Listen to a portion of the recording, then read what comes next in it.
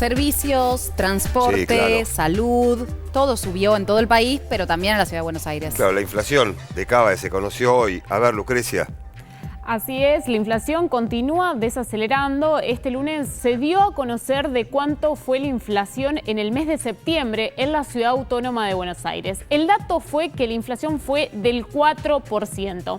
Esto implica una desaceleración respecto al mes anterior, respecto al mes de agosto, de 0,2 puntos porcentuales. Con este 4% de inflación en el mes de septiembre, en el acumulado de lo que va del año, es decir, desde enero a septiembre, se acumuló un 115,1% de inflación e implicó una variación interanual del 218,8%. Pero vamos a ver qué sucedió al interior, cuáles fueron los rubros que más y menos aumentaron. Ahí lo estás viendo. Los rubros que más aumentaron fueron seguros y servicios financieros con un 6,9%, equipamiento y mantenimiento del hogar con un 6,1% y indumentaria y calzado con un 5,6%.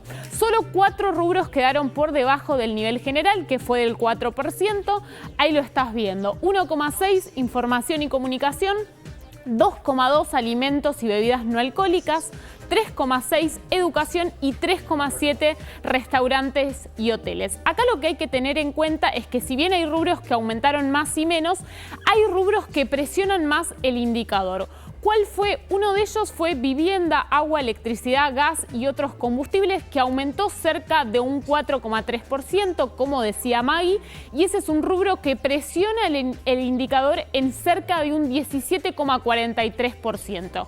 El otro de ellos se debe a alimentos y bebidas no alcohólicas, que tuvo un incremento del 2,2%, como veíamos antes en pantalla, y que tiene una incidencia en el indicador cercana a viviendas, cerca del 17,11%. Este dato ilusiona y mucho al gobierno. ¿Por qué? Porque el jueves que viene a las 4 de la tarde el INDEC va a dar a conocer lo que se conoce como el IPC, el índice de precios al consumidor, pero a nivel nacional. ¿Y por qué digo que ilusiona? Porque siempre o casi siempre en los últimos meses la inflación en la capital del país resultó ser más alta de la que luego se comunica como la inflación nacional.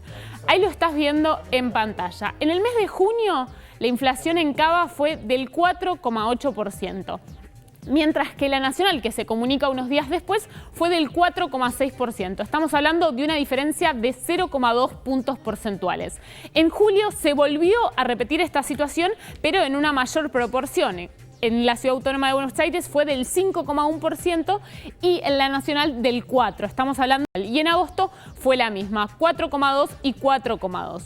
¿Cuál es la expectativa del gobierno? ¿Qué necesita el gobierno? Que en septiembre, el jueves, cuando el INDEC comunique la inflación del mes de septiembre, la inflación esté por debajo del 4%. Hace 3 meses la inflación se mantiene en una meseta, en un piso del 4%, y el gobierno necesita quebrarla. Para eso se tomaron diferentes medidas.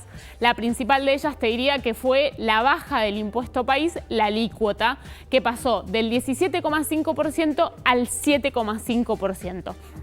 Eso se espera que tenga impactos particularmente en lo que se conoce como los productos importados. Pero, ¿qué dicen los privados? Los privados coinciden con el gobierno de que el jueves, cuando el INDEC dé a conocer el IPC, va a estar por debajo del 4%. Lo ubican en un 3,5%. Este fue el dato que se comunicó en el REM, lo que se conoce como el relevamiento de expectativas del mercado del Banco Central de la República Argentina, en donde participan las consultoras más importantes. La otra pregunta es: ¿cuánto va a durar después la inflación a un ritmo del 3%? Bueno, se dice que hasta el primer trimestre del 2025, el segundo año de mandato de Javier Milei, la inflación continuaría en ese nivel, en un nivel del 3%.